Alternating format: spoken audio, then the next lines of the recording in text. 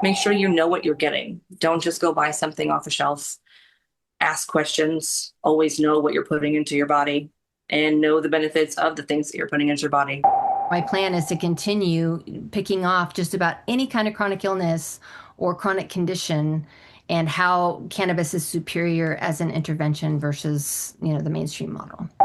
So I would encourage older person, again with low dose, it's 3 milligram, maybe disappointing, but it doesn't have psychoactive effect. But really, it's something that could save our good memory for a longer term. It's Reefer Madness, the podcast, with Trevor and Kirk. Kirk, we're back. Hey, Trevor, how's it going, man? What's new with you? Good. Instead of boring everybody with smoke details this time, which we still have a lot of in Manitoba, a smoky story led me to an E. coli thing. So they were announcing on the news this morning that a sailing race in Gimli, like a competitive race, got canceled because of smoke. Many moons ago, like late 80s, I used to race sailboards in Gimli, so that instantly brought me back to being a teenager in Gimli, racing sailboards. I wasn't particularly good, but it was a lot of fun. And that brought me to another news thing. Kitsilano Beach in Vancouver got closed down due to too much E. coli, and that brought me back to the early 90s when I've been a geek a long time. So I was working at a particle accelerator at UBC, as you do. But one of the really cool things about that job is sort of being associated with UBC for the summer is they had a windsurfing locker that you could, as sort of a student, you could sign up for. So I could ride my bike down to Kitsilano Beach, and I paid whatever it is, $10 to be a member of the windsurfing club, and could have access to all these boards, and I could go out off of Kitsilano Beach and sail around and because kid from Manitoba doesn't understand the size of the enormous ocean going freighters out there. So each link is the size of of the chain coming out is the size of my sailboard. And more scary that you might not think of for a completely stopped thing, if you are on a craft that is completely powered by the wind, if you go on the other side of one of these things, there's no wind there, like zero. You are freaking stopped, and you are basically beside the side of a steel cliff. And so you do these funny things with your sail to kind of try and paddle air with your sail to get back to the other side and go, okay, don't go in the wind shadow of a ship. Don't go in the wind shadow of a ship, even when they're parked. Anyway, those were things that just sort of caught my attention the last couple of days. Well, that's a fun story. But what sparked me in that comment was E. coli grows in the saltwater brine. Apparently they've closed several public beaches around Metro Vancouver due to E. coli. However, we need to get a story about cannabis as a disinfectant. There was a story, ironically, out of Florida about 3 years ago. I got pitched a story of a fellow that was doing his graduate studies on using cannabis as a disinfectant. He never got back to me. However, the segue to Tarik Sparks from Florida, he did get back to me. I met Tarik on LinkedIn, and over a period of a couple of weeks, we chatted and got back and forth, and we set up an interview. And I chatted with him. It's as you said off air here a couple minutes ago, it's a very casual conversation. Once again, Trevor, I seem to find myself in these conversations with people that should be done face to face over a coffee or beer or a spliff, just casual. And the conversation seems to go everywhere, and so yeah, it was just a conversation. Oh yeah, and he's a very pleasant gentleman, and you can feel the excitement and the passion he has for his craft, which is honestly what we're always looking for in a conversation like this.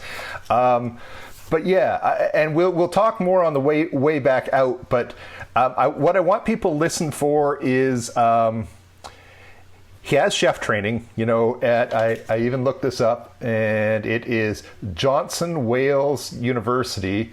And if I've got this right, that's in Providence, which that kind of sounds right, since he said he has lived in the Boston-ish area, and then so his official real. Think of the Bear television show, honest to goodness chef training, eventually got into using that basically to make cannabis taste good. So that, listen for his journey on that. Yeah, I met him on LinkedIn.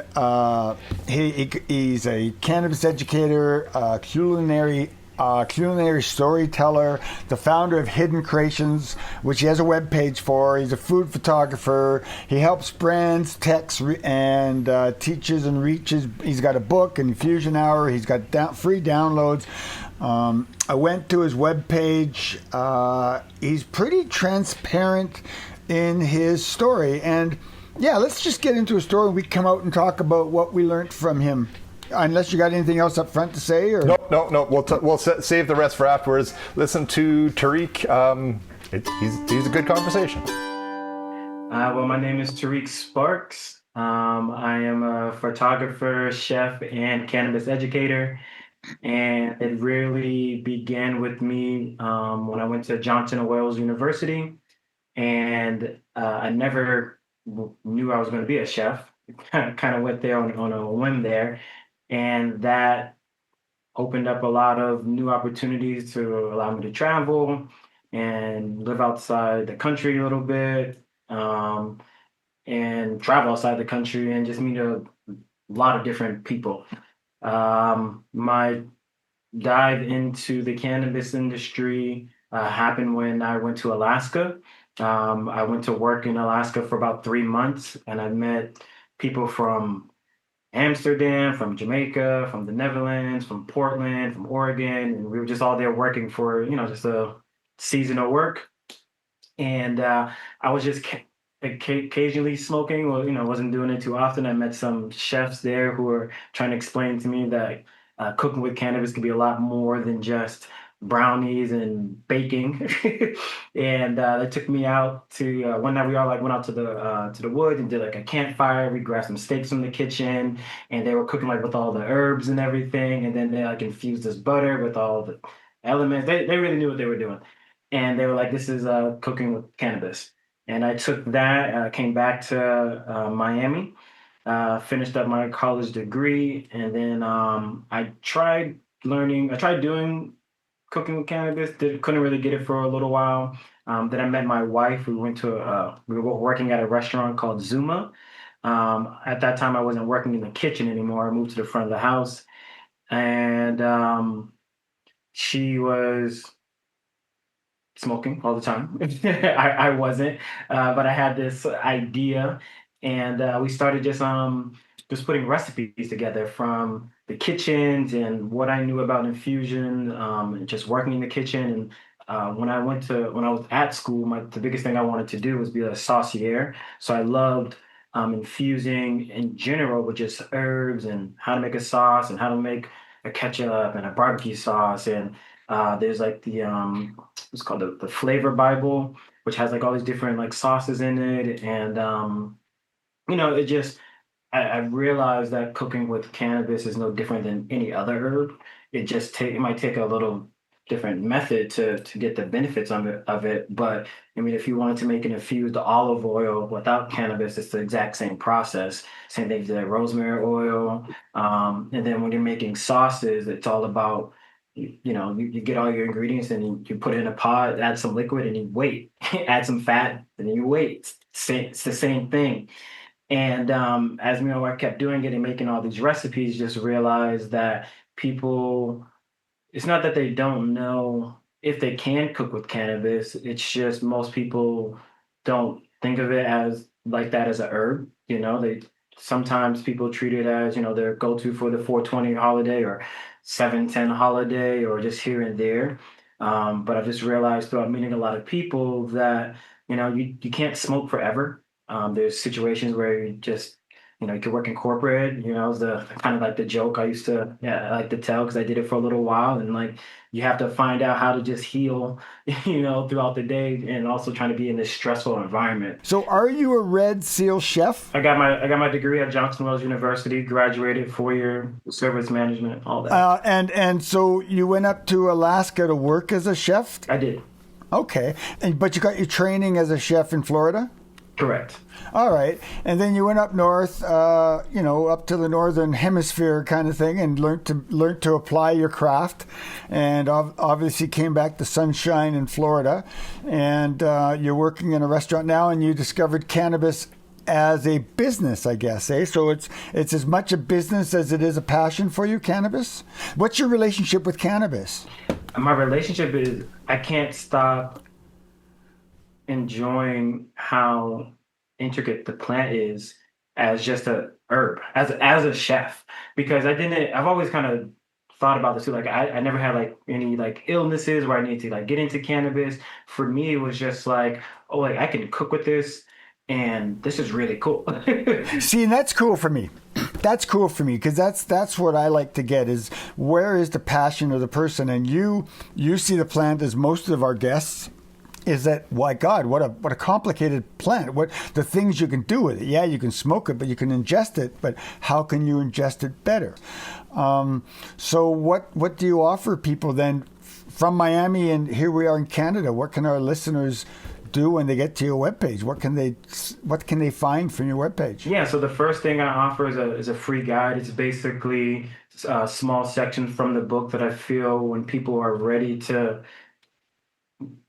no longer smoke, or at least are interested in how to even get started. That's the free guide there. It has a couple free recipes on there as well, but it's mostly showing how to break down the bud, essentially, because it's the first step is understanding that yes, when you go online and you look at people making edibles, you'll see people doing like 7 grams or like 14 grams. But the reality is, and I don't know how it is in Canada, but down here in some I've seen in other states too, but if you buy a pack of 100 milligrams gummies, they're usually 10 milligrams each, and 100 milligrams, people don't really understand what that is. But if I told you to buy 10% THC, you would never buy it.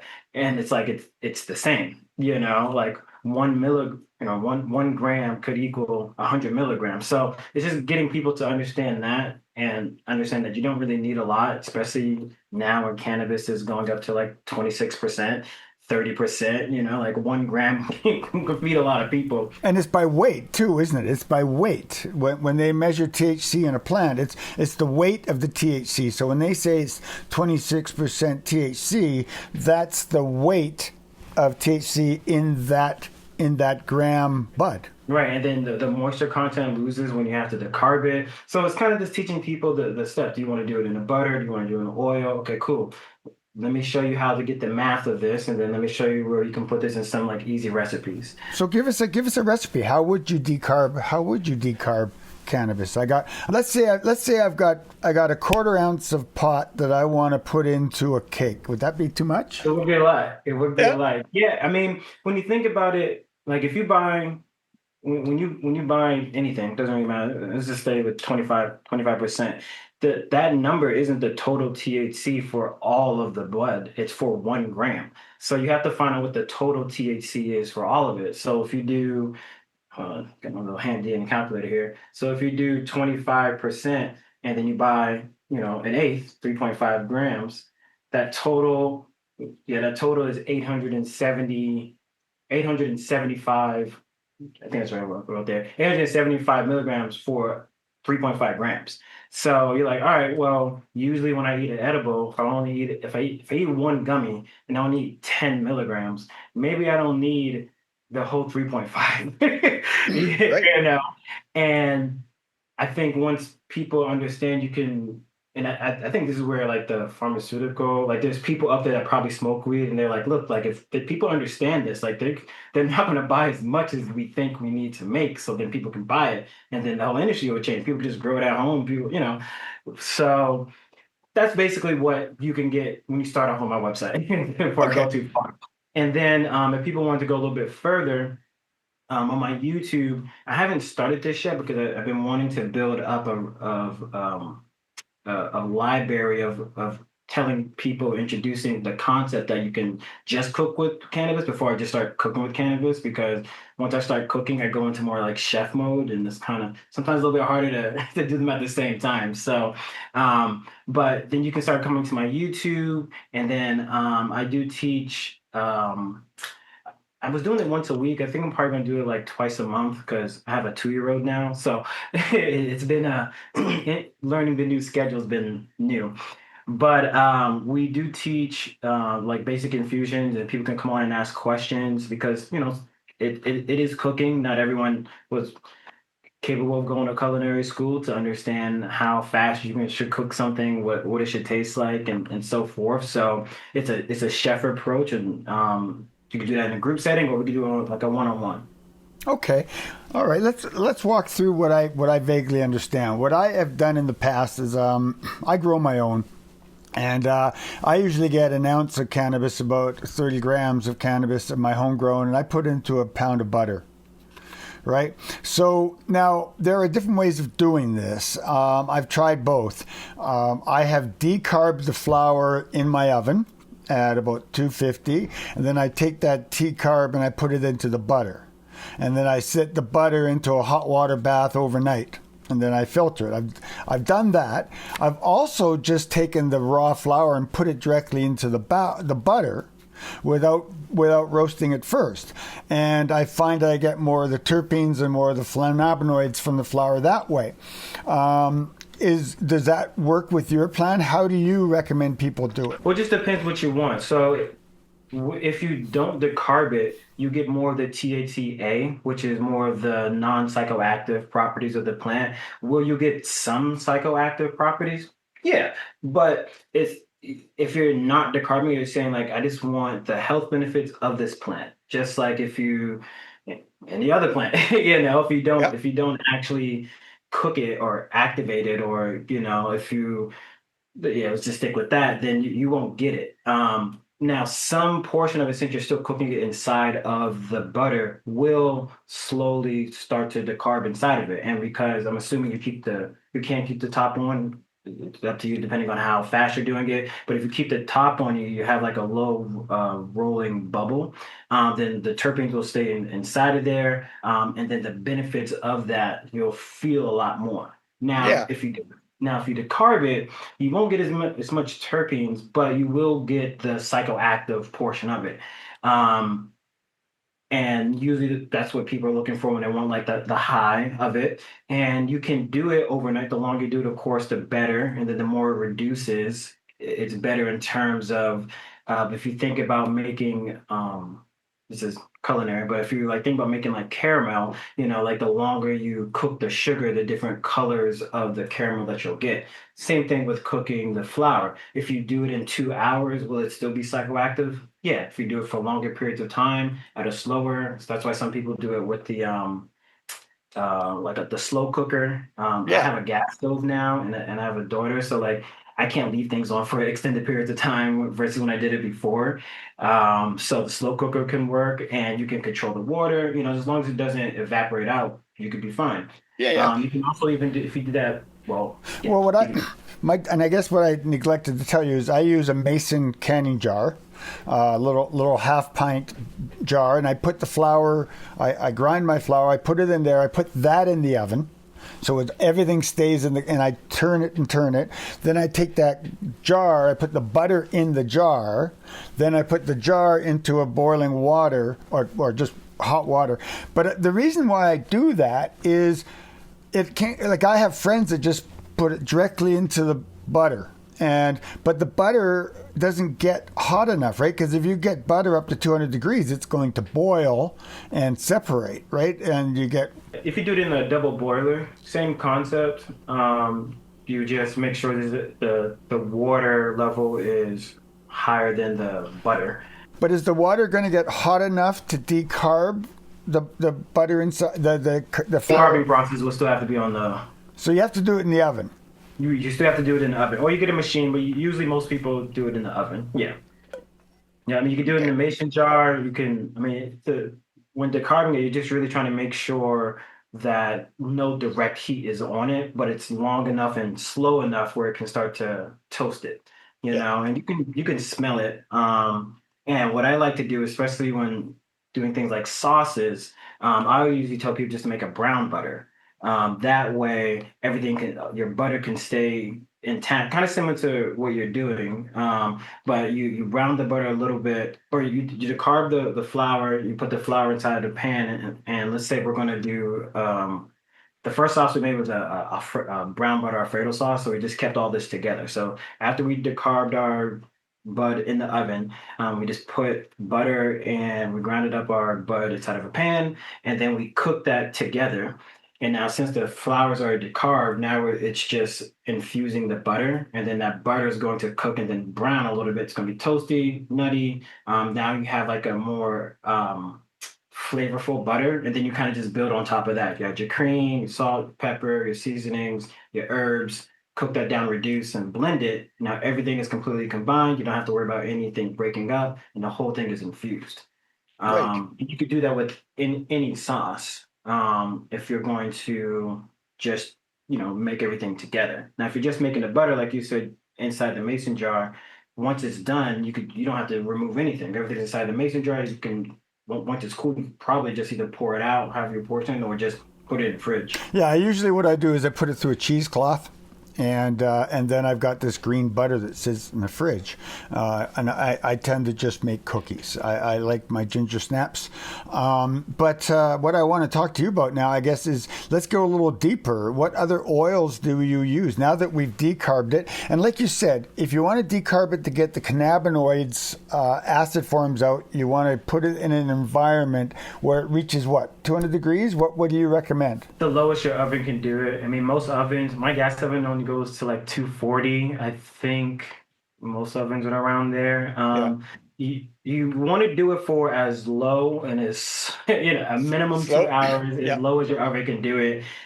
Sometimes people recommend keeping the oven open. Now that I have a daughter, I'm like, that's up to you. Children change everything, man. Children change. So you've got your decarb flour. You also talked about the acid form as well. So you must cook. You must cook with the raw flour as well. I don't have access to raw flour. We're in a legal state or in a medical state, so I always just end up getting either shake or just the flour itself. Even now, I even switched over to doing things in like distillate or RSO. But when I was doing it with the flour, it was just mostly the flour from a dispensary. Okay, so let's talk about your business. It's a medical state. We've interviewed several people from Florida lately. It seems to be a state that I find a lot of cannabis people. But you're in a medicinal state. It's not recreational. So how do you have a business in a medicinal state as a cannabis chef? Well, I'm not selling any weed. I'm selling a book. I'm selling one-on-one conversations. The interesting thing about Florida is that, if someone wants to throw a private event, So can you then arrive as a caterer and produce cannabis infused foods at a private event? Yeah. Is that I can edit this if you want me to, but is this a gray area or is this fully out? No, and people just don't care. I just don't think people care. And I've had, you don't know, but I've had to deal with this quite a bit because it took me a long time to be like, I'm a little afraid to talk about this openly. But then, it's kind of getting ridiculous when you start going to these events, and it's like these people are just selling weed, not medical state, medical dispensary. People selling weed. It's 4 o'clock in the afternoon. You got armed security outside. Okay, well, looks like we're good. I mean, this area is called Wynwood, where you can quite literally just walk down the street and smoke, and it's been like that for years. So, am I going that length? No. Do I see it happen all the time? Yeah, so I just had to change the fact of how I become vocal about what I do. But my viewpoint of it is I'm not trying to sell you weed. I'm trying to show you how to do it differently. So at some point in your life, when you want to cook with this, I can show you how to take your favorite recipe that maybe your grandmother gave you or some traditional, whatever. It doesn't need to even be that deep. But I mean, like whatever it is, like how you can make this into an experience too. Give me some recipes. How do you use it? Do you always use butter? What other oils could you use? Yeah, so let's start with the first one that I learned before we even go to the butter. So the first thing that we learned was something called Green Dragon, which seems like it was around forever. So the fastest way um to make it's called a tincture, but like an infusion is what is going to be with alcohol. Yeah. It's Everclear alcohol. It is a little dangerous, not gonna lie, because you're cooking alcohol in the stove. So you're cooking out the alcohol. So you're not actually ingesting a lot of the alcohol. You're cooking it out, but it is the fastest. You would decarb your flour in the oven like you would normally do, and then same thing with how you do basically a double boiler. You would put in 1 ounce of your Everclear into your double boiler, and then you would put your flour in there, and then you would cook it up to 170 degrees, and then it's done. That's it. It takes 15 minutes. Once it gets to 170 degrees, cut it off because it's reducing, which does make it concentrated, and that version of that turns into something called an RSO. But you're not trying to do that. You're just trying to get all the cannabinoids and the THC into the Everclear. So the cool thing about that is once you're done with that Everclear, and what we started doing is we put the cannabis inside of tea bags because it makes it a lot easier for us to discard it or keep it. If we dry that out, you can actually take that bag and put it into anything and it'll infuse it because I just no matter what happens, you can't squeeze out all the butter that is absorbed in the plant and all the cannabinoids that's also absorbed in the plant and all the alcohol. So if you were we took that and we made it into a seasoning. So say like your favorite seasoning is Mrs. Dash complete seasoning. I don't know, right? If you actually take that cannabis tea bag and put that inside of there, the THC will actually be absorbed with the rest of the seasoning, and now that seasoning can be used for your food. So now you have infused seasoning. So you can make a tincture and then you can have infused seasoning is one way you can do it. When you're done with the butter, same thing. You can actually take, after you said you had like 30 grams. So after you squeeze out all the butter that you possibly could, I would tell you to don't even throw that away. Get some more butter. Just put the other thing back. Like literally just take that, just put it back on there with some butter and let it reduce again. And it might not be as strong, but you'll definitely have way more than if you didn't, because you just can't squeeze it out. It's so helpful because I was like throwing all this stuff away, and I was like, wait a minute, can I still use this? And like I was like, oh wow, like this is great. So that we turn it into seasonings, salts. It's been really helpful. Can I go back to the Green Dragon? If you decarb your cannabis and just let it sit in a small bottle of Everclear at 90%, won't the alcohol leach out the cannabinoids? Yeah, I think so. I've heard this before, but I don't let it sit. You're cooking it. Now I know in the past I have read that in the older way of making a tincture was just to let it sit for a long period of time inside of it. So I have to imagine over time the alcohol just evaporates. Yeah. I don't think the THC itself is going to. Or it won't evaporate. I guess I'm asking you as a cook, as a chef, because I've done this and I've made Green Dragon, and I don't think it's any secret out here in the prairies. Most farms have their own stills. So access to prairie sunshine, or what you'd call moonshine, is very easy out here. So Green Dragon is something that I've seen, but I haven't. I'm trying to figure out what's the advantage of heating the alcohol with the tincture. Does the alcohol then help in the process of taking the cannabinoids off the green stuff off the plant? Like, why is that what happens? The heat and the alcohol. It's like an absorption. I haven't made it in a while, to be honest with you, but it just there's no fat in the alcohol, so by cooking it, I think it just strips it away, and it's able to just hold on to it. And because you're cooking it to the point of boiling, the highest portion of the alcohol starts to strip away. Now, is it going to be as easy to take versus an oil? No, but if you needed something quick, and will it work? Yes. Okay. Or what you can do is, again, if you're in a pinch, you can just take that tincture. You can melt down just regular butter, and let's say you had ice cubes, you could just pour the butter inside the ice cubes and the tincture, and then just squirt in, or just put in 1 milliliter, and then you could kind of do the math on what that would be. But then you have it already um, portioned out.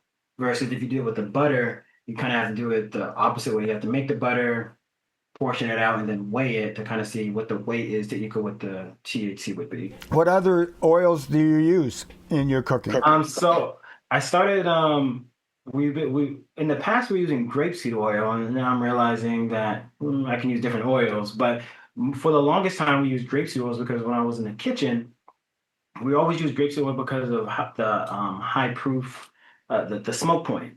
You know, most people are not going to cook up to the level of burning grapeseed oil. So since I was like, well, people are probably going to be new to cooking this, I want to make sure that they won't burn off any of the cannabinoids. So let me give them something that has a high proof smoke point. So we did grapeseed oil. With that, we made dressings. We made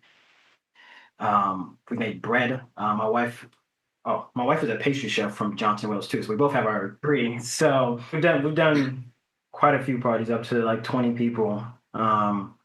So those are fun. Give me a story. Give me a story about being a cook.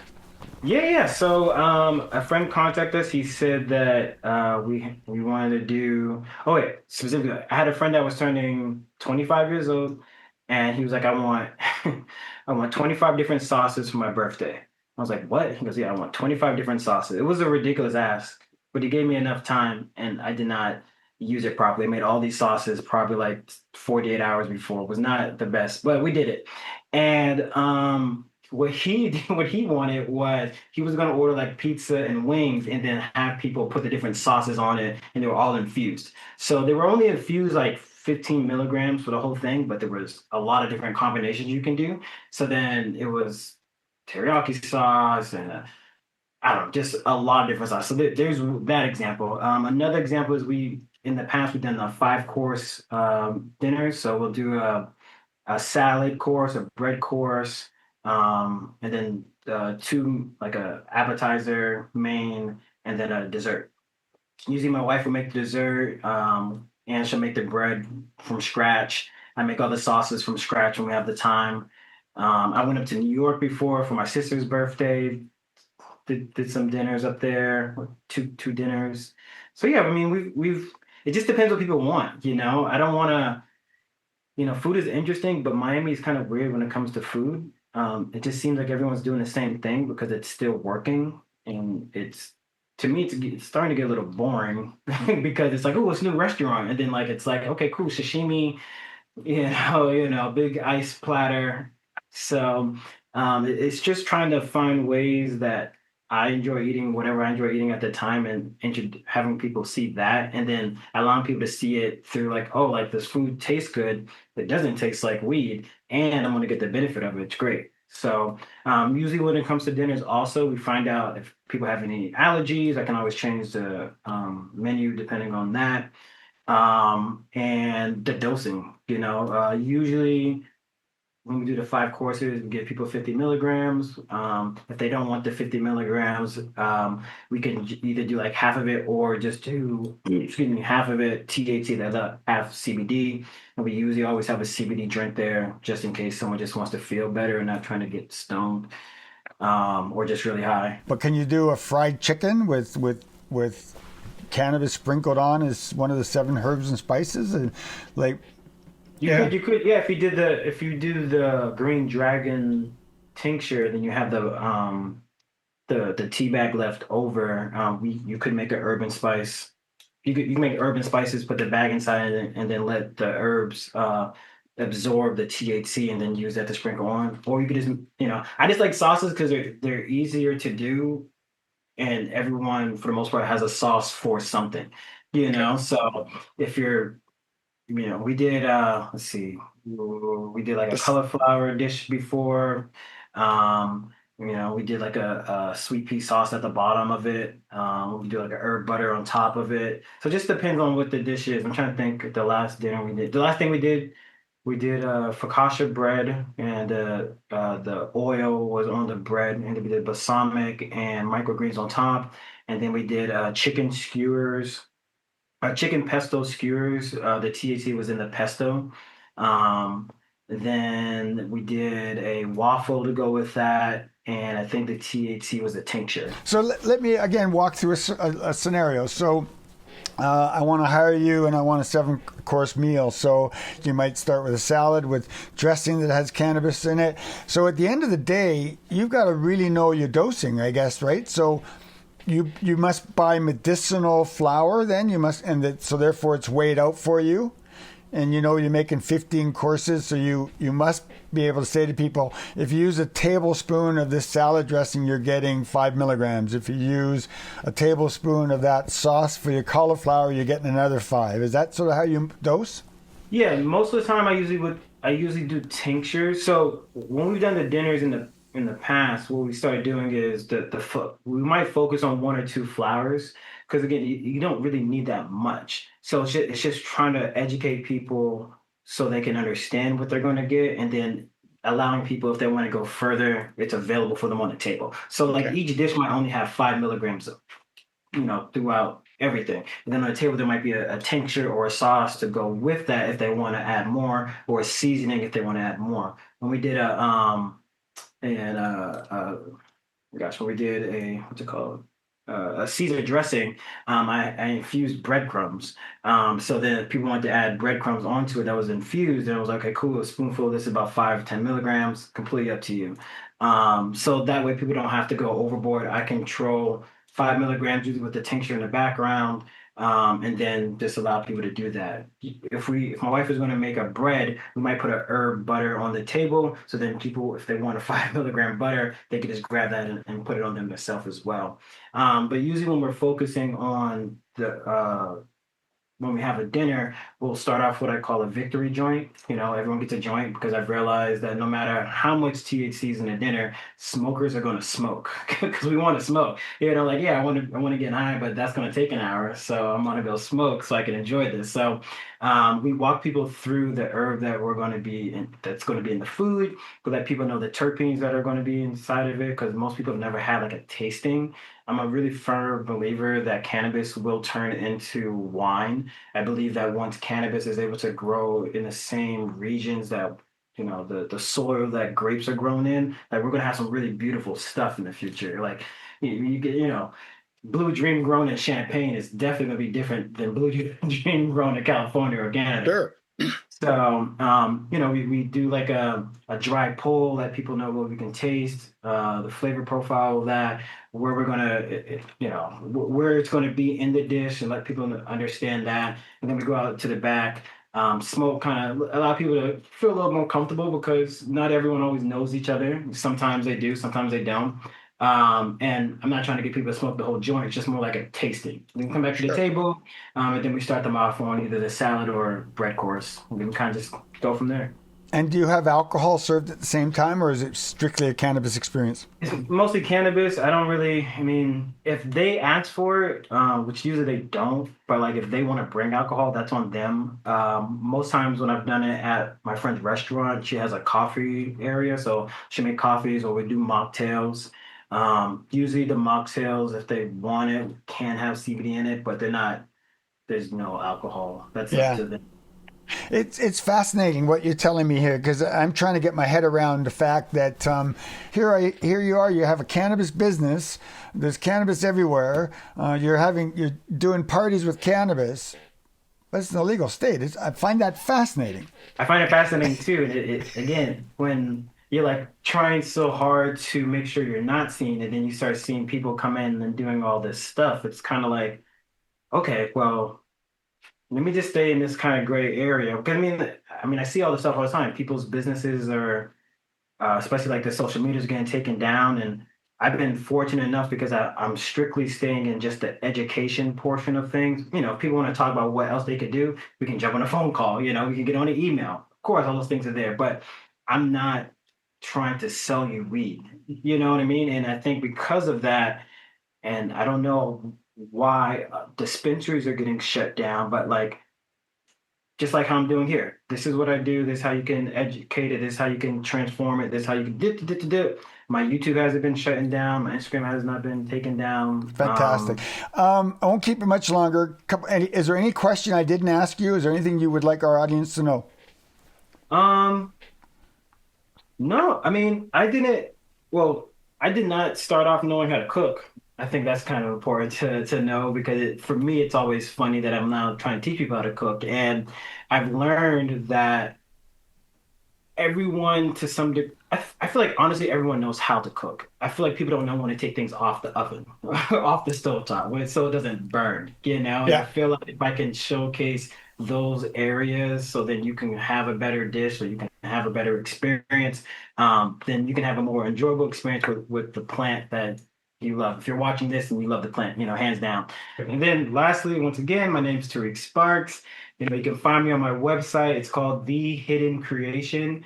We thought it was funny to do like a THC little blurb there too. So, but as I've been doing it more, I've realized that the hidden creation is kind of almost like a philosophy, and things are hidden until you realize what they can be. So some of the things that got me all excited was chicken pesto skewers, where the cannabis was in the pesto. That sounds really good. I would eat that. It seems to me I don't have the cookbook. I did download his free service about how to decarb cannabis. I downloaded that. It was a little it took a lot of clicks, but I downloaded it. It's interesting. But from the conversation, I got the impression that he likes to make his sauces. And that's where I got the impression is a lot of his creations are sauces to pour. And I think that sort of works with my understanding of the number of times we've cooked with cannabis. Is it's so much easier to make the cannabis infusion in a sauce. Well, and that's what he said is, he's done other things, but one of the things that he loved in his training was being a saucier. And honestly, I had to look that up too after he mentioned it, but basically a sauce specialist. So that makes sense. And I was talking at the beginning, and I just want to hit on more now about the whole difference between cooking with cannabis and making things taste good. A guy, another podcaster, Dr. Michael Greger, you pointed me at Nutrition Facts podcast, and I eventually bought his cookbook. Basically, his whole premise is more plant-based stuff and you'll be healthier, which is true. So I bought and used his cookbook, How Not to Die. Great name. And the recipes are fine. But then if I get Jamie Oliver's cookbook, an actual chef who's worked in kitchens, yada, yada, and look at his vegetarian section, they taste better because, they were developed by a chef. And then sort of a plug for a Canadian group. This is a few years ago. We had Richard Beliveau, PhD, and Denis Gingras, PhD. They had a book called Cooking with Foods That Fight Cancer. Honestly, not quite as catchy as How Not to Die, but, now, so you had two PhDs, you might think the recipes were, they just want to throw a bunch of stuff in there. But no, they made the ingredient list and then handed it off to chefs all over Quebec. And the stuff in there, again, tastes really good. So there's a difference between cooking with cannabis and having someone with training taking the ingredients and making them taste good. So I think it is really good that we have Tarik and his wife Anne-Marie out there making cannabis stuff taste good. Your story is going to take me into another rabbit hole here about nutrition, and again trying to make this clinical, right? As a nurse, when I first started nursing, I went to a very small town, Lac La Biche, small town, Alberta. We've done stories from there. Worked in a very small hospital, lived in a nursing residence, and I think it was Mrs. Carpets, because, in those days everyone was Mrs. She would have been probably my age now then. She was the cook. And in those days, her husband would bag a moose and she would bring moose in and we would feed people in the hospital moose meat. right? And her foods, I mean, when I lived in nursing residence, I pretty much ate at the cafeteria at the hospital because Mrs. Carpet's foods were home-cooked foods. We built a brand new hospital in the small town, and they brought in a dietitian and, people with education on how to cook and food. And I got to tell you, the quality of the taste and the flavor of the food wasn't there. Right. I don't want to besmirch dietitians. I just don't want to do that. But how many times I've talked to people who've got dietitians involved, and the food that is recommended isn't necessarily tasty. It may have a lot of fish oil in it. It might make you better. It might, prevent you from dying young. But it just didn't taste good. So I agree with you here. Hidden Creations, he's going to make cannabis taste good. And when we did our cooking show back, very early in this podcast, one of the first October things, 2018, because I looked it up since you mentioned it. Yeah. And we were talking to the cooks there, and they were talking about the same thing, how cannabis always tastes green. When I make my famous ginger snap cannabis cookies, there is a little bit of greenness to the cookie. However, the ginger brings out the ginger snap, and it's a nice cookie to eat. I keep it deep in my freezer, and I keep it away from the grandchildren, obviously. But yeah, this intrigued me about him making food to cooks. When we look at Hidden Creations, he's creating a movement, right? If you go deep into his webpage, he talks about his YouTube channel. I've gone on his YouTube channel. He has a blog. The blog seems to be more personal than cannabis-based, the reels that I watched. But he has his whole mission. I mean, the man has a mission, and he has a business plan that goes up to 10 years, and it's all on that their internets. And he really wants to create partnerships in cannabis and help other people understand cannabis and make cannabis taste good. So I kind of like that. That's a good reason to have a story and have him in our library. Absolutely. And because you were fascinated, and frankly, we're both fascinated because it's come on and off. What do you think about, and we're not trying to get Tarik in trouble or anyone in trouble, but just the semi-legal private parties with cannabis, because we've talked about that. If we were to do such an event in Manitoba legally, we couldn't rent a hall or rent a restaurant, or it would have to be in someone's house because you legally can't consume cannabis outside of basically a private residence here. What do you think about sort of the party scene in Miami that if it's we're not sure if it's okay or just not enforced if you have a cannabis party at a private event? Yeah, well, I in the interview, I talked to him about that. I seem to be getting a lot of American stories right now, and it's fascinating the difference between America and Canada, because we are federally legal, they are not federally legal, and we've talked about that many issues. And the state of Florida is a medicinal state only, so it's not recreational, or well, they don't even Yes, that confused me, because here's a guy starting a business, and it's illegal. So is it sort of circa Canada before legalization, where there is all these British Columbia businesses out there? It's not. No, well, kid, neither of us are lawyers and neither of us live in Florida, but my 2 cents was, since Tarik is basically just teaching people how to use cannabis, he's not selling them any cannabis, he's not doing anything illegal that way.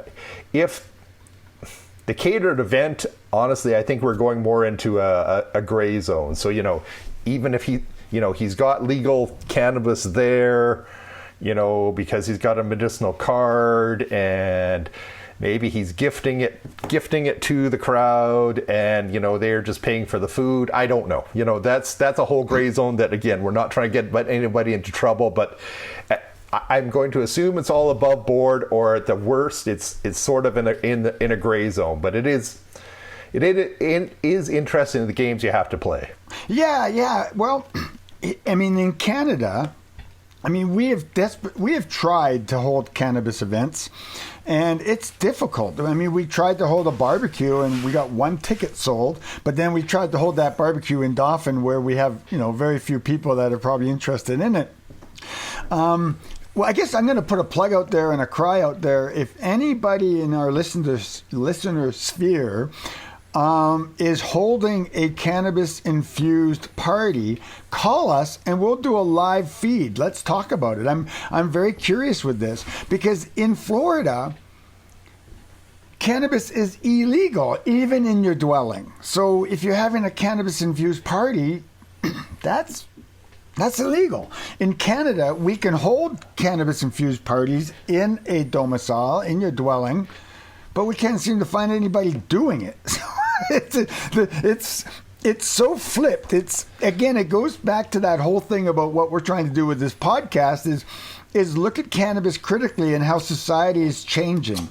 We got a society in Florida that seems to be booming in cannabis. We got a society in Canada where cannabis is open and legal, and the industry has a big thumb on its back and so many regulations it can't do what it wants to do. It's fascinating. It's absolutely fascinating, and hence why I like this podcast so much. Yeah, no, but yeah, so back to Tarik. I really enjoyed it. Really enjoyed the conversation. Really enjoyed the whole make cannabis taste good. Yeah, and anything else you have from Tarik or around the topic of cooking and cannabis and Florida? No, but again, with looking at the gentleman's business plan and his want to connect with people, I hope that we stay connected to him. Like many of our guests, I hope to bump into him again in 5 years, figure out how his business is doing, and keep track of him because he's another interesting person in the cannabis industry. And Florida man, another Florida man story. So I hope people like it. Absolutely. Go ahead. I'm Trevor Schufelt. I'm the pharmacist. Still? This has been still the pharmacist. This has been Reefer Med the podcast. Find us at reefermed.ca and at reefermedness at most of them their social medias. And you are? I am Kirk Nyquist. I'm the registered nurse, and I've been working on our webpage and working on our SEOs like other past guests we've had. I encourage people to go to our webpage. You can find all our stories there. You can link to our YouTube channel. We have a YouTube channel. We're getting some hits there. And you can also hit our audio podcast there, which goes to Blueberry. And again, you can find us on social medias, and you can find us on Spotify, and you can find us on iTunes. You can find us everywhere. But what's most important, if you like us, tell other people, because I keep harping on this. So again, those people that listen to us, my point is Meta doesn't like us. We can't get social media to push us unless you do it. So if you're listening to us and you like us, push us on social media. Tell your friends that there's this podcast up here in the center of Canada doing good things. And Reefer Medness, the podcast. Here we are. It's been another good one. We'll talk to everyone later. Check out the complete library of Reefer Medness episodes at reefermed.ca. And make sure to follow us on all the socials for bonus info on what Trevor and Kirk are up to.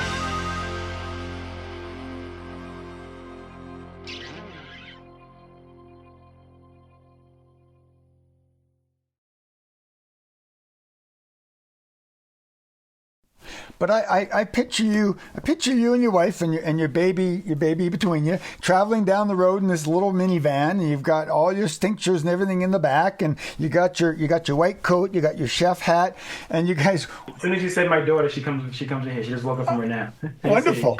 Hello, that's wonderful. But I just picture you guys walking into the hello there. Aren't you a cutie?